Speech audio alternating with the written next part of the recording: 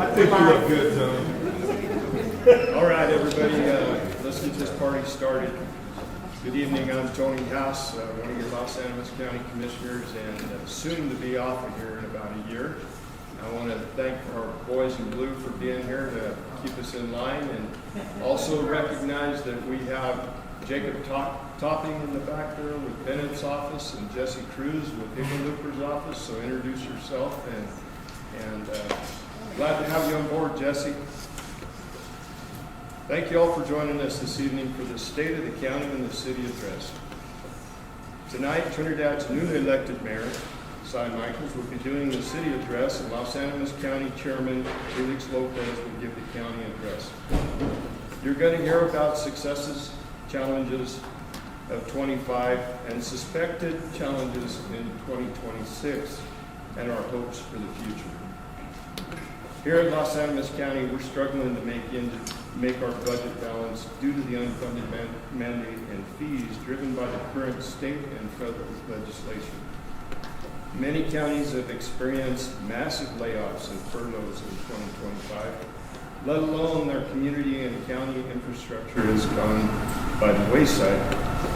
But here in Los Angeles County, we are fortunate to have a stellar staff and electeds that are constantly on the lookout for grants that are funded by unfunded, underfunded, the Environmental Impact Assistance Funding Committee, and many other sources.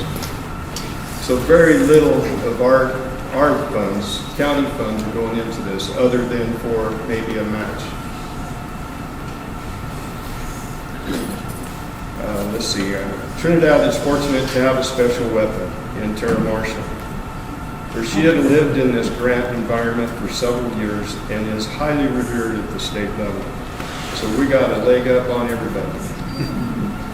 So I believe Los Angeles County and Trinidad will continue to beautify our city and county and replenish our infrastructure because of the tenacity and the drive of all those experts that I've mentioned. And now I'd like to introduce the first speaker of the night,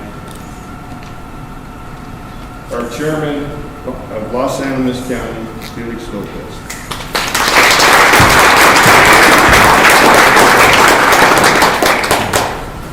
Microphone.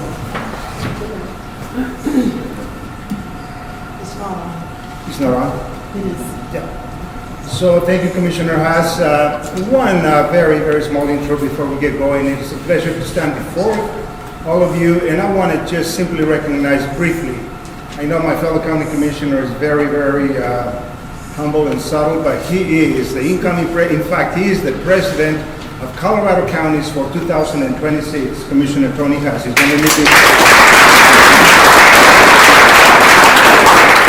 So with the leadership that we have in front of us, I also want to recognize those of you that are with the county, all the electeds. I don't want to mention each and every one. Please rise so you can be recognized as well.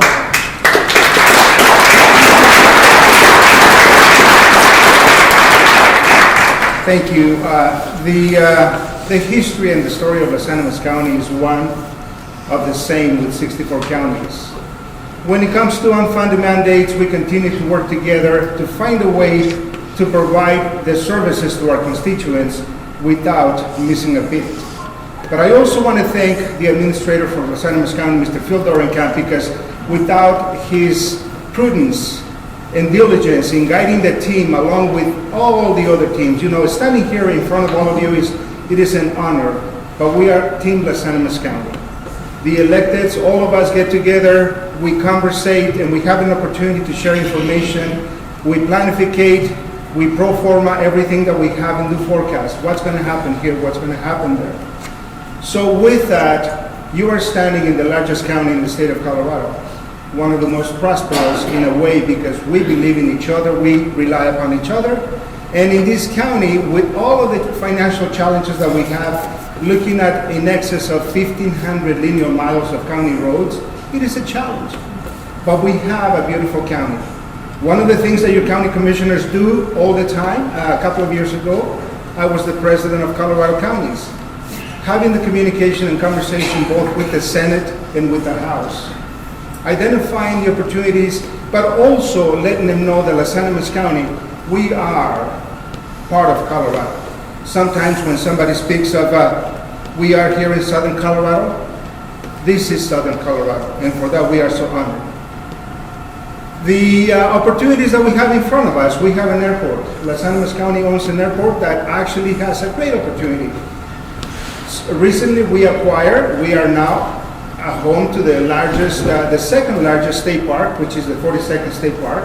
We have over 20,000 acres of land that could be accessible by people that come to Los Animas County. We have an airport that for many years has remained dormant. And now we have an operator that is working with Los Animas County and guiding us and helping us how to increase the traffic, how to increase visitors, and what are the capacities of the airport. I'm going to highlight briefly some of the opportunities that we have in that. We are going to be expanding helipads.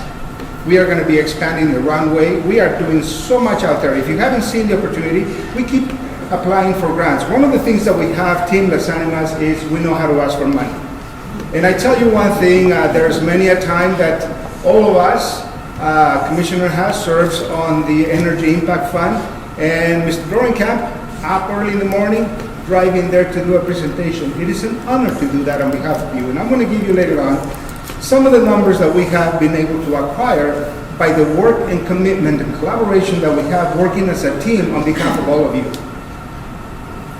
The opportunities for the airport, of course, are many, one of which we would like to, the history that we have had there before.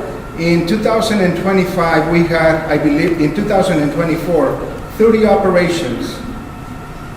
And in 2025, they went to 285. Right now, in 2000, as we currently stand, we have had over 976 operations.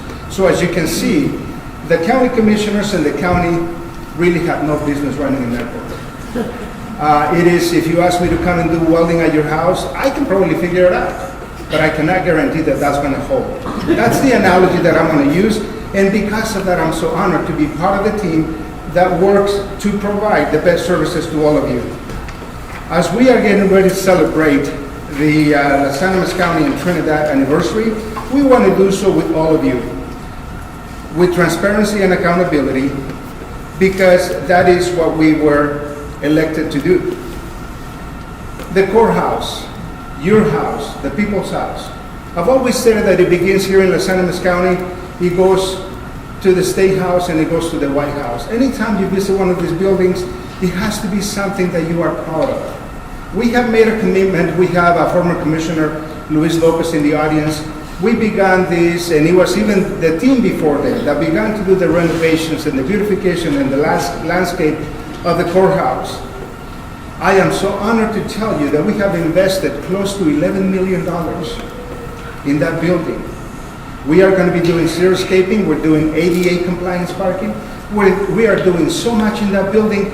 For the first time, I walk into my office and the heat works fantastically. And so that's the AC in the summer months. So it's incredible. And we were able to, and all this is through grants and some of the matching dollars that we actually get. So managing the fiscal opportunity that is in front of us has been one of the most important things that your county commissioners have done. So when you look, and we're going to have an open house here shortly. We are just finalizing a couple of things. We're going to be doing xeriscaping in the next few months. And let me tell you one thing that we do at the county. It isn't just your county commissioners making the planning. We get all the electeds, all of us come together. The entire team comes together to recognize what is on the best interest of any impact to that house. I can mention to you that some of the dollars, the HVAC system, it is installed and operating. That took about $7 million. We replaced the membrane on the roof, foundation stabilization. The elevator is functional as much as it could be. That's a mechanical thing that's going to fail every now and then. Just like sometimes in the morning I don't feel like get going, so you got to have that extra cup of coffee. So at the end of the day, when you look at this whole thing, we are now we accepted the governor's challenge and invitation to begin to create our own energy. We have a solar voltaic plant on top of the courthouse. And because some of the challenges that we have in front of us, we wanted to do 50K, we ended up with a 25K. We are producing a little bit of energy, but nonetheless, we are on the right path to help get there environmentally safe, putting your dollars at work, and also produce some of the energy that we are consuming. I can tell you that the county commissioners, we continue the conversation. We want to expand that electrification through a solar plant at the county fairgrounds. We have a plan, we're hoping to be able to do that. And again, the challenges and the hoops that we have in front of us are many in order to acquire the grants. Of course, we've got to meet every single thing that is in front of us. The road and bridge, once again, we continue to pave roads throughout the county. And some of the constituents that live way up in the middle of nowhere, the impact that those roads receive from the oil and gas are many. So the severance taxes that are collected from the gas industry go to the state in two agencies. And Tara, thank you so much for working with us in the last few years, because it is navigating a maze of challenges, politics, and obstacles. But the opportunities that we have had is applying for some of these grants on the energy impact. They have a match. So the county has been able to come up with a match to be able to fund the paving of some of the roads. One of the challenges that lies in front of us is that with this alternative energy that is in front of us, is that we may be losing the energy impact funds that come from the oil and gas. So we have to figure out a way to replace those dollars so your counties continue to be the benefactors of this. So the money that comes from the oil and gas goes to Department of Local Affairs and Department of Natural Resources. And those two agencies manage that. One of the things that we continue to hear, of course, is that they're going to be depleted. We still have an opportunity in 2026 perhaps to write another grant, another round. So we'll continue to do that. The opportunities in front of us, once again, are many. Some of the challenges that we have, let me speak to you briefly on the opioid Region 19. You can research and you can go to Colorado opioid Region 19. And in there you will see that we are part of 9 counties. And these counties, on this particular website, Los Angeles County, holds 1 vote, 1 seat as a county, and we have an equal vote as that of Pueblo County. The dollars that were appropriated through the settlement, that the lawsuits that went against the pharmaceuticals, yielded dollars for 18 years. We are basically completing cycle 3, so we have 15 years left. So long gone, before we're gone, the money is still going to be going through the process, helping to those families and individuals have been impacted by opiates. One of the challenges that we hear also, we attend the National Association of Counties Conference throughout the United States, the challenge is not just here in Los Angeles County. Opioids are impacting pretty much the entire nation. And obviously, here in Los Angeles County, we are working with Region 19 to provide an award, request for proposals. If anyone in the audience, later on, if you have any specific questions on that, you can go to our Region 19 opioid, and there are instructions how to apply for an RFP, how to apply for a grant and get some of those dollars. Some of the awards that we have provided, let me mention just a couple of you, because they are so imperative and so important. We have education and prevention on the opioids. We have treatment, recovery, criminal justice, and then of course harm reduction. As a board and through the Colorado Opioid Council, we come together and we decide what percentages of the dollars awarded to our region are going to be going to one of these particular areas. But Crossroads here in Los Angeles County has been a benefactor of very, very healthy awards and also health solutions. So we are providing services. You may not see it, You may not see it, but I'm going to tie this in now with the Department of Human Services. Upon the arrival, of course, once again, when you get elected, you walk into an office and you say, well, what am I to do here? It is by communicating with all the directors, with everyone that works within the county, that Mr. Aragon, the executive director of DHS, discovered that we needed to have someone that would provide behavioral health through DHS. That opportunity was assessed, and he was able to acquire an FTE to provide those services. You continue to hear the challenges of behavioral health. I recently was appointed to the behavioral health service organization. It's called the BASOS.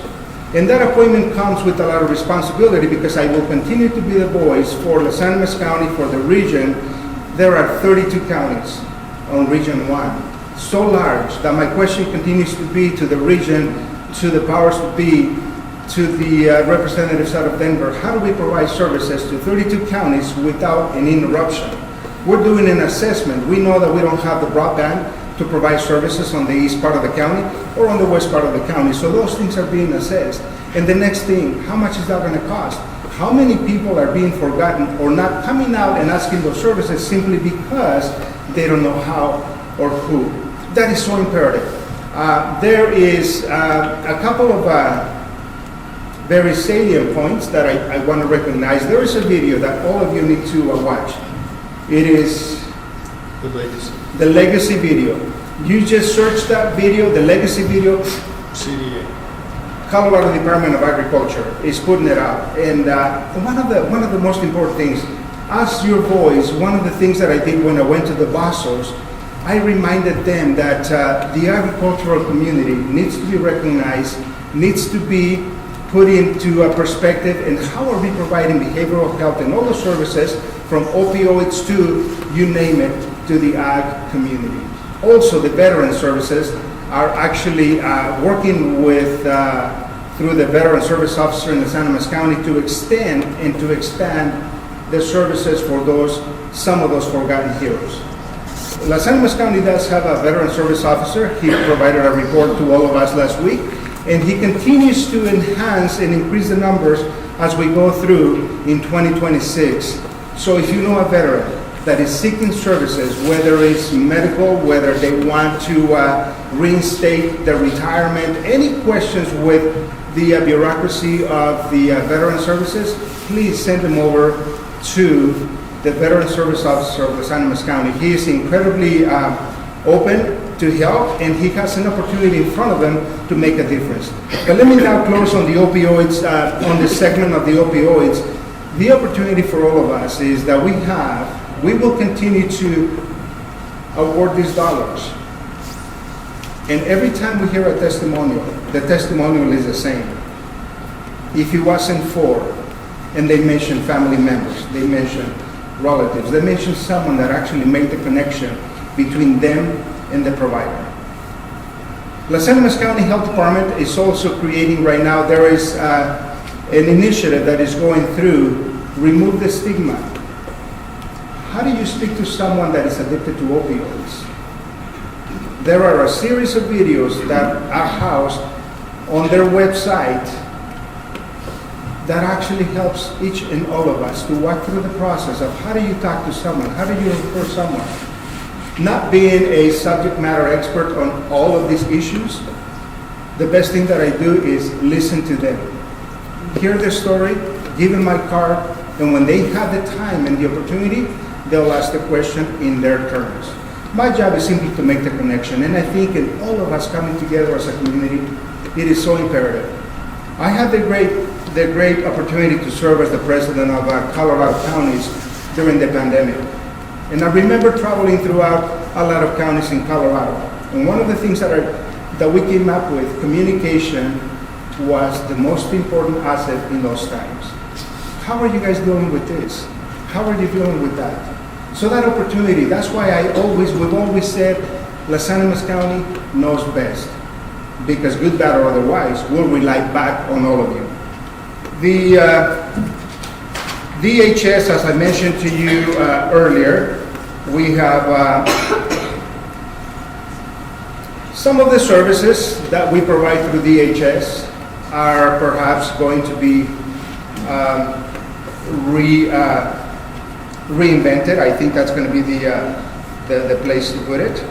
I don't want to get into the weeds of the whole thing of what's happening. And tonight we have the executive director here. We have some other electeds. At the end of this gathering, if you have any specific questions to any one of them, please reach out. Because one of the things, being the spokesperson tonight, does not make me the expert on all of the issues, right? So I wish that were so.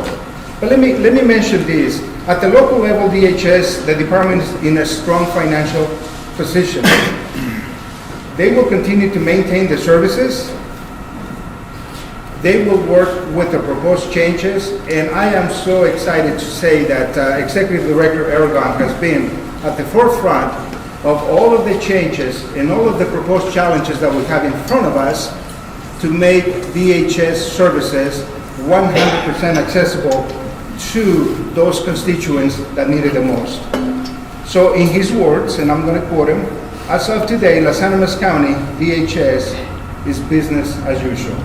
Thank you for the work that you do there, sir.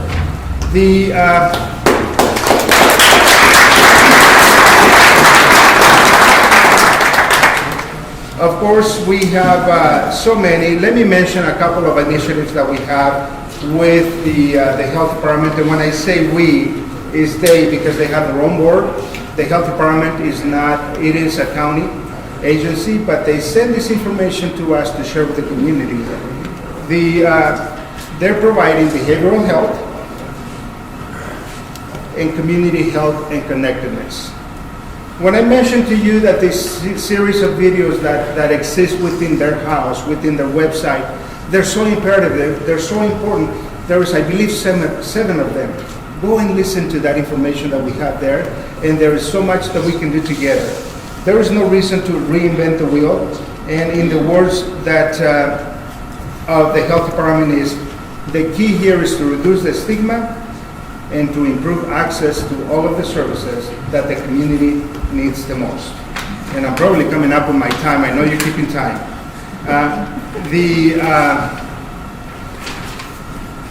Las Animas County also, with the perspective of the assessor's office, we have had so much legislation that has come out of the gold owner that I would imagine for the treasury is going to be the same. To calculate your property taxes, I believe there was a battery of 14 calculations now that are going to be in place. And before, when you receive your property tax information from the county assessor, you had all the information. All you have to do is, okay, this is what I'm paying for. There was a bill that was passed in the last legislative session, and I'm getting a nod yes, that actually you will no longer have that information on your billing information.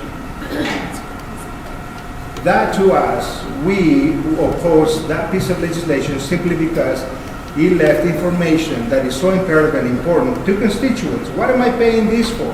It is your money, it is your taxes. And we manage that, and it is an honor, but we want to be accountable and transparent. So when you get that bill from Assessor Amaro, give her a call. Thanks. No. Just a little refresher. No. The idea here that she is simply following the letter of the law.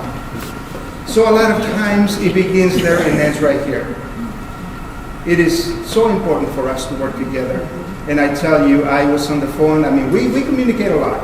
This morning with our treasurer, with our assessor, and other constituents, attempting to identify and do a projection of what's going to happen with the revenues in 2026. And we will do that, but it's going to be, your guess is going to be possibly as good as ours. So in closing, let me remind all of us that the honor of each and every one of the elected officials is great, but their responsibility is so big. Our offices are always open. We go office hours. We are in there simply to hear your recommendations, and perhaps not the recommendations, but we are working for you. It is you that put us in these positions. We want to be accountable, transparent, but more than anything else, we want to work together with the community because the community is whom we represent. Thank you so much, and thank you for being here.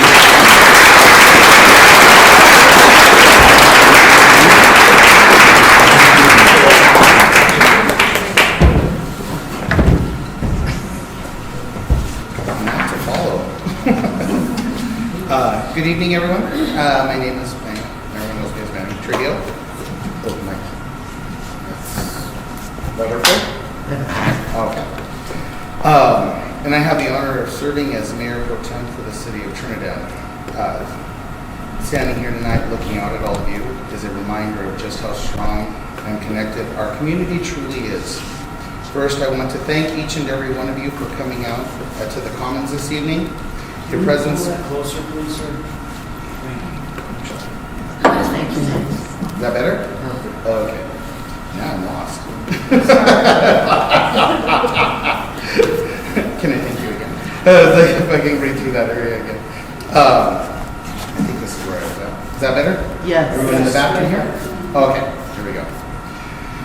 Tonight, there it went. Tonight marks what we hope will become a long-standing tradition, our annual State of the County and City Address, a moment where we gather not only to reflect, but to celebrate, to learn, and to look forward together. I'd like to begin by extending a heartfelt thank you to our County Commissioners, Felix Lopez, Tony Haas, and Mr. Bob Lucero. Each of you continues to serve as a steadfast voice for more than 14,000 residents who call Los Animas County home. We've had the privilege of witnessing some of the battles you fought on behalf of this community and watched you do so with determination, clarity, and heart. Because of your leadership, the great state of Colorado continues to see what we already know, that Los Animas County is one of the strongest, most passionate voices for rural Colorado.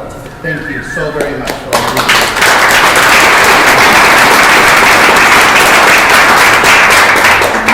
I also want to congratulate our newly elected officials, Carmela Venore, Tim Peters, and Mr. Dan Rossetti.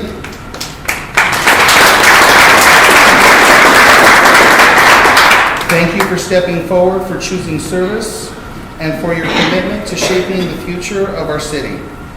And to continuing council members Aaron Williamson and Frank Hsu. Thank you for your steady guidance and your unwavering dedication to this work. We know you're watching at home. Tonight, I want to reflect on a theme that holds deep meaning for all of us, and that is community resilience. Community resilience is more than a definition. It is the sustained ability of a people, of neighbors, families, and friends to withstand challenges, adapt to change, and rise after adversity. It is built through strong social bonds, through economic stability, through sound infrastructure, and through a shared belief that we can carry one another through difficult times. There is a quote that captures this spirit in a more poetic way, thanks to my friend ChatGPT. Resilience is a quiet courage of a community that refuses to be broken. The steady heartbeat that carries us from our hardest days into our brightest tomorrows. That idea resonates deeply with me. Back in 2024, our previous council was asked to choose 3 words that best describes the people of Trinidad. We chose resilient, innovative, and courageous. These words weren't chosen lightly.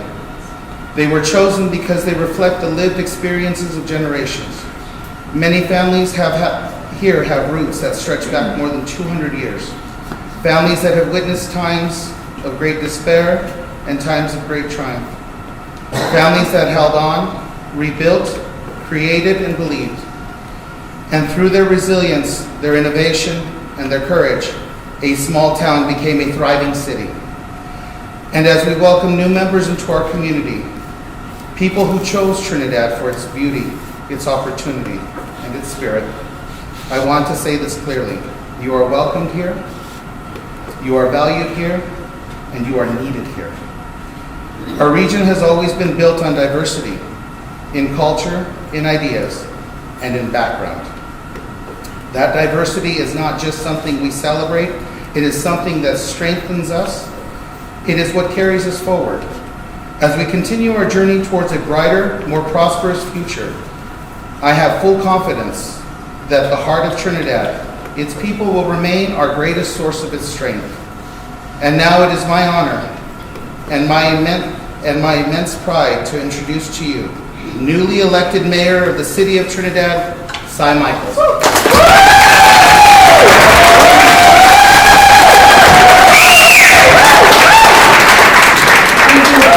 Thank you for showing up here tonight. Thanks for all the elected officials, and thanks for all of you that make our community truly a community. We are here tonight at a moment in which I hope, in looking back in history, this is just a great pivot for Trinidad. In my life outside of this office, I've been director of operations of hotels. In the hospitality industry, you learn very quickly that you cannot build a reputation on what you did 10 years ago. You are only as good as the experience and the actions that you give to your guests today. You have to anticipate the storm before the rain falls. You have to fix the foundation so the house doesn't just stand, it shines. And most importantly, you have to treat every person who walks through your door with dignity and listen to them. When I took the oath to serve as your mayor, I realized that running a city isn't all that different from running a big hotel. There's lots of departments, lots of voices taking care of people on a budget. Trinidad is our house, our home. You are the residents we serve. And it is my job, our job, to ensure that this house is built with love and dignity to last. In 2025 was a year that we have seen a 50% turnover of city council and a new mayor. We have welcomed new voices, new energy, and new perspectives to the table. We have entered a new era of executive leadership with the new addition of our city manager, again, Tara Marshall, who is already steering the ship.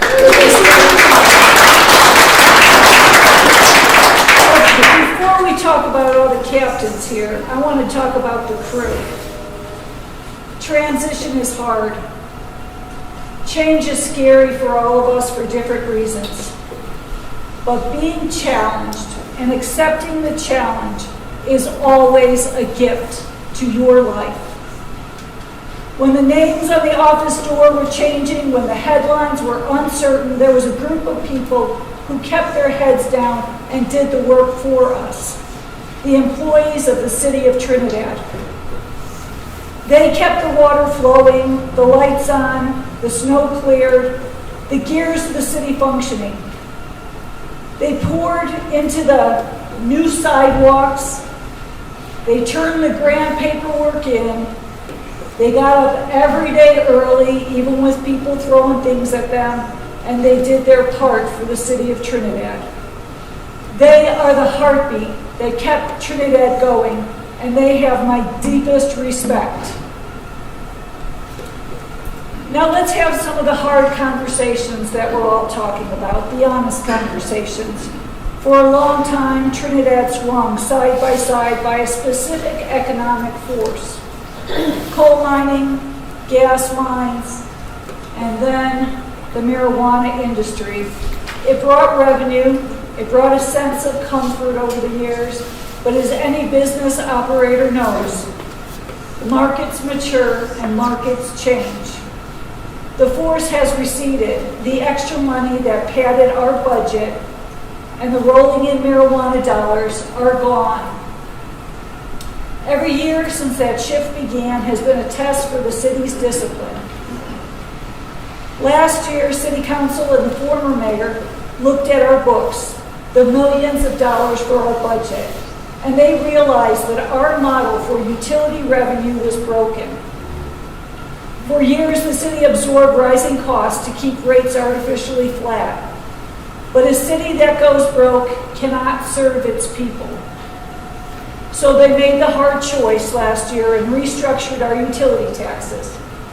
They did not take it from you, but to ensure that when they turn the tap, your water flows, your lights get turned on. We now have 2 updated city water tanks out in the city with the precision that we needed. We are regathering the data from last year and trying to reorganize our thoughts on the utilities. We are auditing our systems. We are working on making the best decisions for all, and we take our hats off to the former city council and mayor that worked hard to address the problems of our utilities. Recently, we replaced got a police chief after many years, or many months, and brought in top-tier talent for our finance manager, for our HR manager, a communications and community relations coordinator, organizing space to create, and our welcome center. We are done, though, waiting for growth to happen to us. We are going out to get it. We are currently hunting for an economic development executive director who shares our grit, our tenacity for moving forward. But we didn't wait to hire, to start to work. The city launched a historic partnership. The city and the county together joined forces with Trinidad State College and the Emergent Campus. Thank you, Trinidad State College. We are no longer working in silos separately. We are one team with one mission: to bring jobs to Southern Colorado, to bring jobs to Trinidad. And we are seeing the outcome of that initial labor. We have entered into a real estate contract with Pilot in our industrial park, which will bring in about 35 trucking jobs.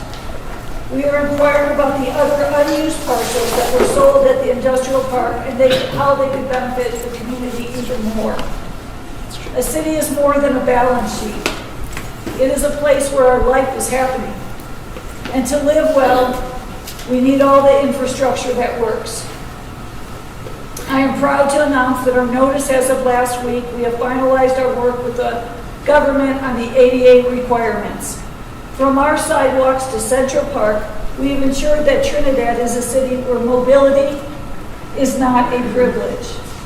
It is a guarantee, a huge challenge that, again, our city workers made happen. For those of you who have endured the restrictions of 2025's water, I have good news. The water tank project is finishing. They are beautiful. I was blessed, and thankfully so, that I got to go inside the last water tank before they filled it with water, and our water tanks are beautiful. I am proud of the water that we are serving Trinidad.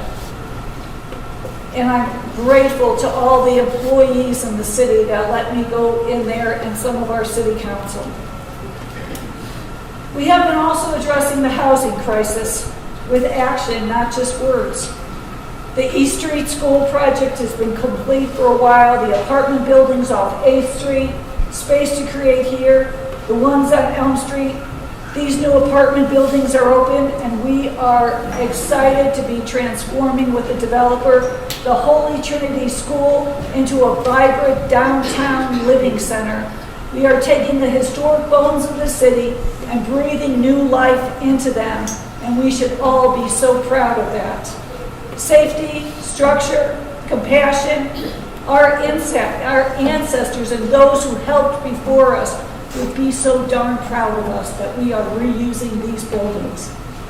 But a city must also be safe, and it must have heart. We are fortifying our public safety mid-year with the hiring of 2 new police officers and 2 new firefighters. This isn't just spending. It's an investment in your peace of mind.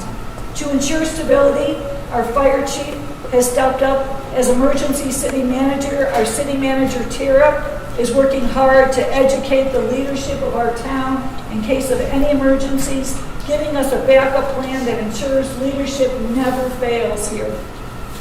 Regarding the warming center, Fort Wooten, and our social services, the city is not the operator, but we are absolutely at the table. We are working hand in hand with Keep Trinidad Safe, Coalition of the Unhoused, Department of Health and Human Services that does a fabulous job, and the local health local health department, and many local 501c3s that are always trying to help people more in need than themselves. Our goal is to support the hardworking people in Trinidad who want and need help to get back on their feet. As city leaders, we strive to be a good parent to the community. And what does a good parent do? Create a safe environment. They offer resources to those that are trying to grow, but they also set the standards that keep the home secure for everyone. We are here to partner with those who are trying to help themselves, creating a structure where health, safety, and dignity come first. Youth is our future. Our seniors are our foundation. A great city honors those who built it. We are committed to ensuring that aging in Trinidad means aging with dignity, connection, and support. That is why we are leaning heavily into our partnerships with Mount Carmel Wellness and Community Center, which provides critical health services, food distribution, and to keep our elders nourished and strong, and all the programs that they do. It is why we support Harry Sayre Senior Center. Thank you, Harry, for all he did for our community. A vital hub where our seniors find community, hot meals, and the friendship that fights off isolation when you're living alone. We recognize the important places like the legacy in town, ensuring quality care is available right here in Trinidad.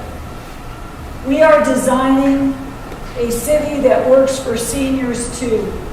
It's why our new bookmobile has specific stops at our senior citizens, bringing their world to the doorstep, telling seniors there's connection, and we are there for them. Part of being a good parent to the city is keeping our house clean. Downtown is our parlor, our living room, our great room, and it is the face we show the world. That is why I'm personally announcing tonight the launch of the Mayor's Downtown Task Force. I'm looking for the doers. I'm looking for the business owners, the residents, and the stakeholders who are able and willing to roll up their sleeves. This task force will not just sit in a room and talk. We are going to work. We will focus on cleanliness, scrubbing the grit, removing the weeds, and making sure our sidewalks shine. We will focus on safety, identifying the dark corners and lighting them up. We will focus on economic vitality, ensuring our storefronts are full and vibrant or look so if they're not being used. I'm leading this change myself because I believe that if we want a sparkling city, we have to be the ones to polish the glass. Your front door is always important. Our downtown is important. We want to teach what showing up and taking care of things mean to our downtown area for all the businesses that are working hard to keep us as a community. I invite you to join me. Let's take it back block by block. Let's work together. Soon there'll be a sign-up way that you can. And please be part of it if you can. And while we focus on safety and cleanliness of our streets, we must never forget the soul of those streets. As a profound lover of the arts and a proud former board member of the Trinidad Creative District and the state CBCA board, I see firsthand that our artists are not just decorators. They are economic engines. We are the Corazon de Trinidad, the heart of Trinidad, and we possess cultural assets that are the envy of the West. From the world-class Space to Create, the first demonstration project that was defined in Trinidad, Colorado, that to the historic masterpieces of the A.R. Mitchell Museum, Main Street Live, the Coal Miners Museum, the State Historical Museums, all the galleries and art-driven businesses that drive economic development downtown I am making a personal commitment we will weigh the views of our downtown businesses and our local artists equally. We cannot have a thriving economy without a vibrant culture. We will ensure that Trinidad remains a place where commerce and creativity, as it has for 150 years, rise together. As we clean up our house and invite others to come play with us, we will do it then with the confidence and pride that we have. We are putting Trinidad on the map for the destination. We are the gravel grinding capital. When Lifetime Fitness and the Radfest World Class and/or family biking come here, the world sees our mountains, sees our spirit, sees our love. We are investing also in Monument Lake, the city golf course. Look for the opening of LEA. I know there's been questions asked about the expense of it, but it could also be a designated spot for musicians outdoor, for the buskers, outdoor film screenings, using the walls as a movie production. We stop right now and hear the crack of the paddle at the new pickleball courts with the lights going up very soon. The river and the youth. Two more really passionate things about our city. The River Vision project is in the final design phase right now. We have secured $1.4 million to build phase 1 of a multi-use trail from the top, also of exit 11 down to Saddle Road. We are designing the path to take it all the way to Main Street. We are going to turn the Purgatory River in our downtown into the shining crown jewel of southern Colorado. It will be the place everybody wants to come on the weekend, a place for commerce, for recreation, and for peace. And who are we building this for? We are building it not just for ourselves. Importantly, we are also building it for the youth of Trinidad.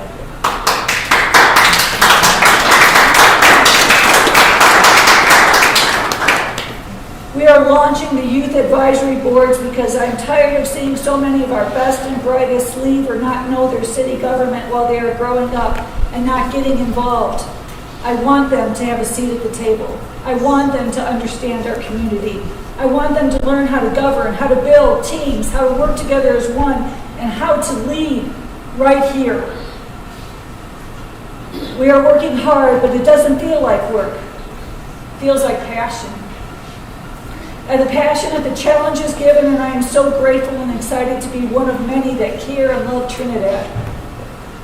Together, let's be a team that sticks up for one another and wants us to grow healthy and challenge on ourselves and how we're doing it together. Everyone here and those listening in other areas all across the U.S., I've been told, are excited about the strength of the city, the resilience. It's an awakening period. We can all feel it when you walk down the street. We have weathered true storms here in Trinidad. We have weathered true storms of rumors and revenue shifts. We have our leaderships in all forms reaching out to each other now. We are securing the utilities and cleaning up our downtown and building the trails to each other, to help each other. Trinidad can be the new IT professional place to live.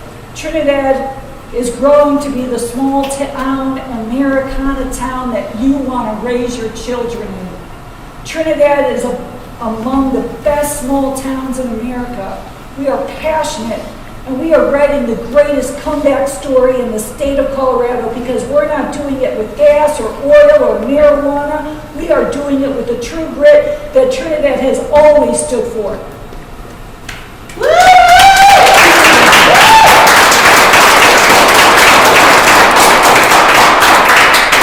Thank you again for all of you that are here. Thank you for your unionship, for your lovingness, for your reaching out, for all those board positions that showed up this week with the incredible people signing up for board.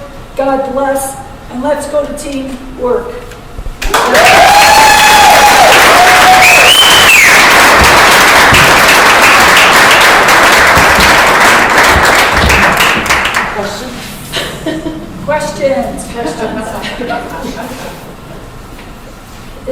have any questions we want to talk about that we've talked about? Yes. So you mentioned something about phase 1 of the revisioning plan. Could you say that again? Yes. Tara, do you want to jump in on the river vision? Tara, repeat the questions. Can you repeat I the didn't quite question? catch what you said about phase 1 of the river visioning plan. So we've got several phases of river visioning. We completed in 2021 the vision part. 2022 and 23, we began concepts. 24 and 25, preliminary engineering was done. And in 2026, we're doing final design. The next phase will be construction. My understanding is that the design concept wasn't fully vetted by all constituents, and that there was going to be some discussion among community members to make sure that the design was on par for everybody. Sure. Has that happened? So we have quite a bit of documented community outreach. One of the things we did before entering final design was to circle back with the strategic partners like our Purgatory watershed. Yes, and so Julie's working very closely with the city. She has design money actually from Commercial Street to the railroad bridge, and while I don't want to speak for her organization, we are in lockstep. She is designing a portion of what will eventually be our river design. So it will be one design, everyone together, correct? Thank you. Wanted to sit in the back row. I'll just ask real quick. It seems like in the past, the city has been, at best, resistive of auxiliary dwelling units or mother-in-law's units, whatever you want to call them. Is that something that we're going to readdress or look at? We certainly have updated the zoning regulations around housing, and accessory dwelling units are allowed in several different areas of the city. I am happy to look at that further and answer your question. I don't have the regs in front of me today, but we have followed the state statute guidelines on accessory dwelling units. We've been recognized for that and actually received $50,000 in bonus grant money for adopting those quick review processes. Happy to follow up with you individually if you'll give me your name. Nancy. Chair, regarding the river visioning, this is still a follow-through with Greenway Solutions? No, we're working with a group called Architera that has the contract. My question is, who will the city be the maintenance, the gatekeepers of keeping that part of the river bank clean, the facilities that go into the visioning? Because, as we know, river workers who've been cleaning up the river banks for years, the city has not stepped up to take care of their portion. Now it's going to happen with a bigger, more elaborate vision on the river. So I can't speak to how that was handled in the past. I believe our city fathers have done a great job of adding amenities like pickleball, like skate park.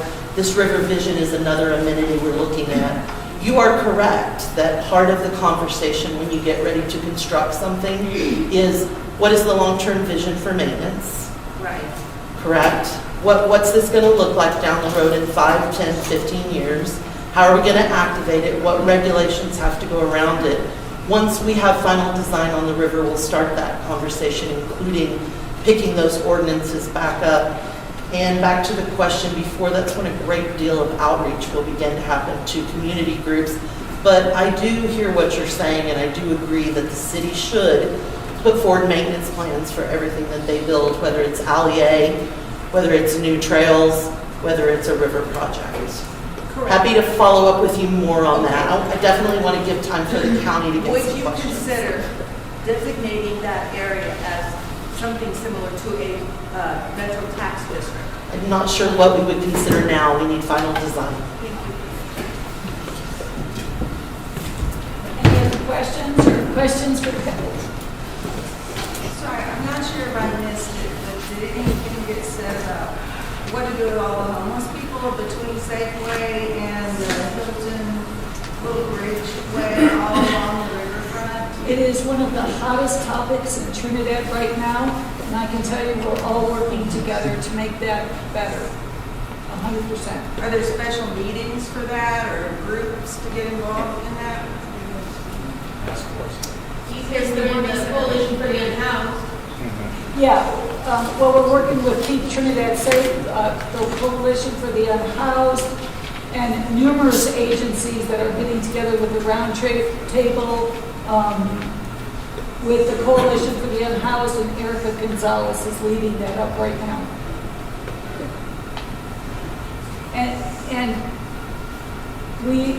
It is a topic every day that we just don't talk about, but we move forward in cleaning that area best. I've lived here for 9 years, and you can make that riverfront as beautiful as you can, but as long as nothing's done about the homeless people down there, people are not going to turn. You're absolutely right. And that's the reason why we are working really hard on making it safe and clean.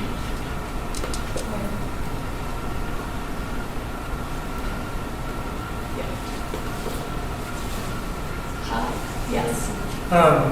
Trail work between Fisher's Peak and downtown, something like that this side. Could you go into that a little more? Or what a completion date might be?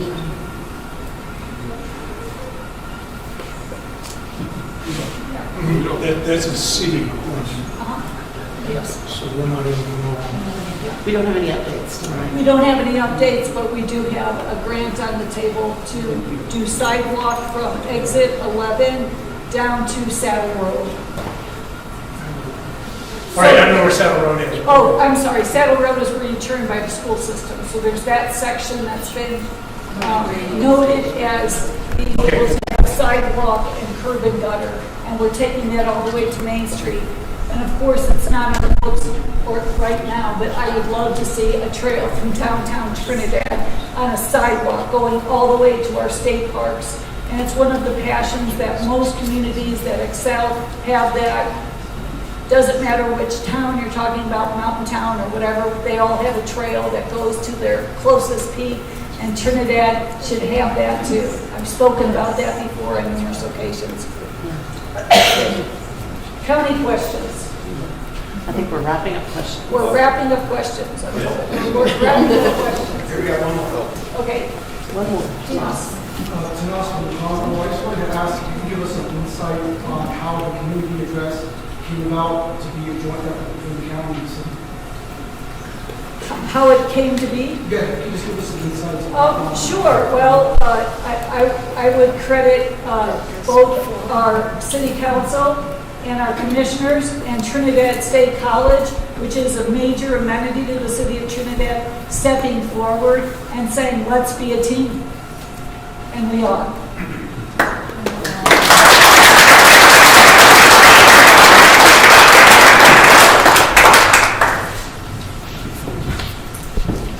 And with that, thank you everybody for attending this meeting this evening.